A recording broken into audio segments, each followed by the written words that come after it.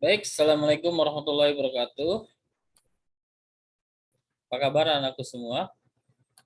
Mudah-mudahan kalian selalu baik ya. Pada kesempatan kali ini, Bapak akan mengajarkan tentang materi dan dampaknya bagi kesehatan manusia. Slide yang Bapak tampilkan ini berasal dari Erlangga ya, dari penerbit Erlangga. Karena kalian menggunakan bukunya juga, silakan kalian buka buku kalian, buku paket kalian di bab 8, materi dan dampaknya bagi kesehatan manusia. Oke, bismillahirrahmanirrahim. Kita mulai. Ini peta konsepnya, partikel materi berkaitan dengan sifat materi, kemudian diantaranya ada atom, ion, molekul, kalian sudah belajar ya waktu kelas 7 ya. Atom tidak bisa dibagi lagi, ion kebagi dua, terbagi menjadi kation dan anion. Kalau kation yang negatif, anion yang positif, ya ion positif, ion negatif ya. Molekul juga ada molekul unsur dan molekul senyawa.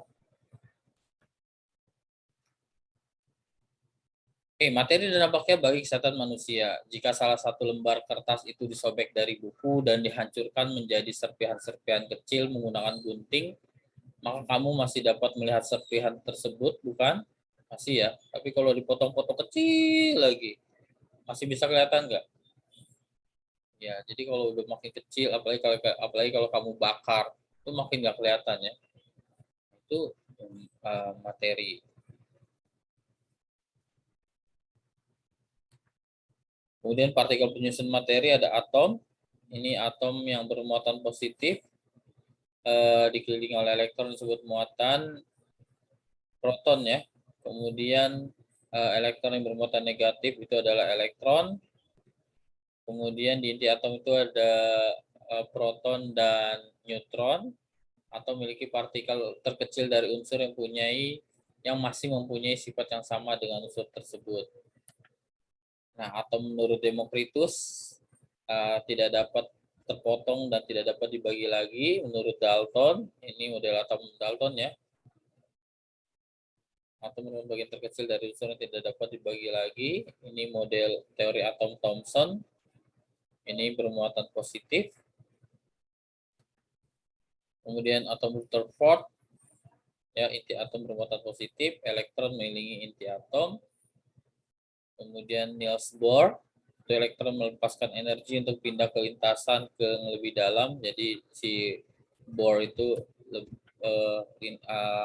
atom itu punya lintasan-lintasan atau kulit atom. Elektron punya energi ya untuk pindah ya. Ini notasi atom, ini lambang atom X, nomor atom itu yang A, nomor masanya itu yang A, nomor atom itu yang Z. Ini nomor atom menunjukkan jumlah proton, ya jumlah proton berarti yang positif. Kemudian nomor massa merupakan jumlah proton dan neutron di dalam inti atom.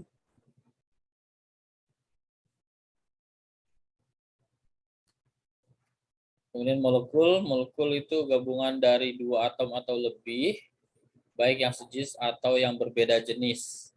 Jadi kalau molekul unsur itu yang sejenis, kalau molekul senyawa yang berbeda jenis.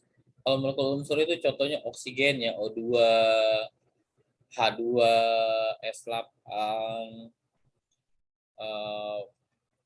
kemudian kalau molekul senyawa itu kayak air, H2O, CO2, itu molekul senyawa. Atau yang melepaskan elektron dan dapat pula menangkap elektron, artinya jumlah elektron dari suatu atom dapat berubah. Perubahan jumlah elektron dari suatu atom menyebabkan atom tersebut bermuatan positif atau negatif. Nah, itu atom yang bermuatan disebut dengan ion. Ion itu kebagi dua, ada anion, ada kation. Ion anion bermuatan negatif, kation bermuatan positif ya. Maaf saya ulangi, anion bermuatan negatif, kation bermuatan positif. Kenapa dia bermuatan negatif? Karena jumlah elektronnya lebih. Kenapa dia bermuatan positif? Karena jumlah elektronnya berkurang. Jadi hubungannya dengan elektron saja ya, lebih atau kurang. Ion natrium ini plus, Na plus, berarti dia kurang elektron 1. F min, berarti dia kelebihan elektron 1. Katanya gitu ya. Nah, ini contohnya oksigen. Oksigen itu gampang terbakar. Jadi kalau kalian api, kalau kalian menyalakan lilin, kamu tutup saja, ya tutup dengan benda apa saja, asalkan nggak ada oksigen, maka apinya itu akan mati. Kenapa? Karena dia nggak ada oksigen. Jadi dia butuh oksigen api itu. Suatu materi dapat terbakar apabila terdapat sejumlah oksigen yang cukup. Jadi dia butuh oksigen yang cukup. Kemudian oksigen juga bersifat dapat larut dalam air, dan hewan-hewan air dapat bertahan hidup apabila jumlah DO tidak kurang dari 5 ppm.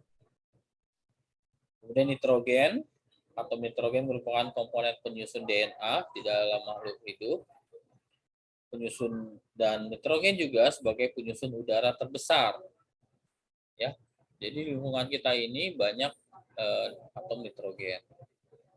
Nitrogen diperlukan tubuh untuk sintesis protein dan asam amino yang mempengaruhi pertumbuhan, hormon, fungsi otak, dan sistem kekebalan. Kebutuhan nitrogen manusia dipenuhi dengan mengkonsumsi bahan organik yang berasal dari tanaman dan hewan. Jadi agar kalian terpenuhi nitrogennya, kalian harus banyak makan-makan sayuran, daging-daging, kayak gitu ya. Gas nitrogen berguna dalam industri pembuatan amonia, pupuk ya. Dan gas nitrogen juga digunakan sebagai pengisi ban dan pada pembuatan es krim. Jadi sekarang itu hampir semua ban tubeless isinya nitrogen. Bukan angin biasa ya, tapi nitrogen. Itu bagus. Kemudian ada karbon dioksida. Karbon dioksida itu terdiri dari atom karbon dan atom oksigen membentuk molekul senyawa yang bernama karbon dioksida. Nah, ini senyawa karbon ini dimanfaatkan sebagai pemadam api.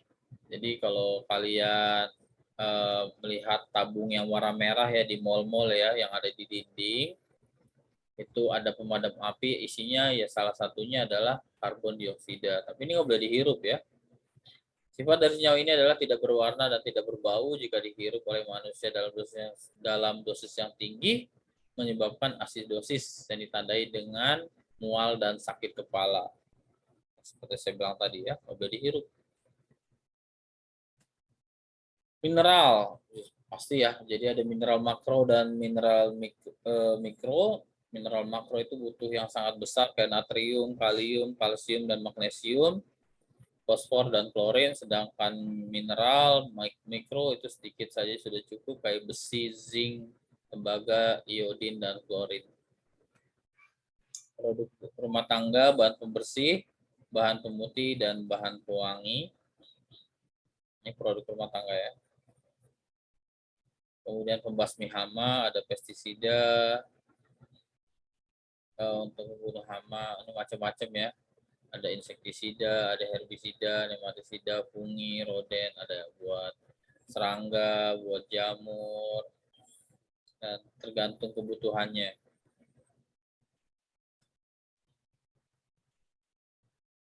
Berdasarkan bahan kimianya, yang terkandung pestisida digolongkan menjadi beberapa berikut, 3 golongannya. Ada golongan organoklor, organosfot, dan karbamat. Karena sifatnya beda-beda ya. Ada yang beracun, lebih beracun, kemudian turunan asam, nah ini juga sama ya. Ini material bangunan. Nah, jadi bahan kimia juga ada di bahan bangunan kayak di kayu. Kayu mungkin biar terlihat indah di pelitur ya, biar warnanya mengkilat. Cuma efeknya mata pedih. Kalau yang alergi kulit gatel, dan gangguan seliput lendir. Kemudian ada pipa PVC. Ini PVC lagi banyak ya. Biasanya buat di atap ya, karena dia warnanya cakep. Pertama ringan, kuat, dan walaupun lebih mahal tapi dia lebih awet. Cuma efeknya adalah dapat memicu kanker, penyakit hati dan ginjal.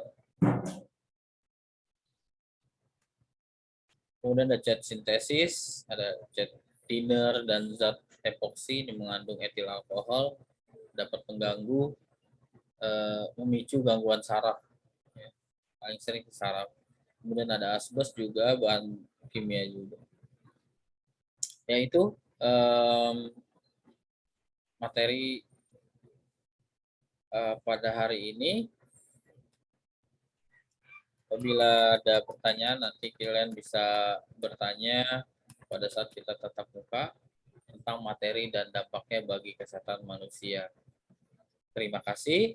Mudah-mudahan kalian tidak puas dan kalian bertanya di WA boleh atau di sekolah juga boleh. Assalamualaikum warahmatullahi wabarakatuh.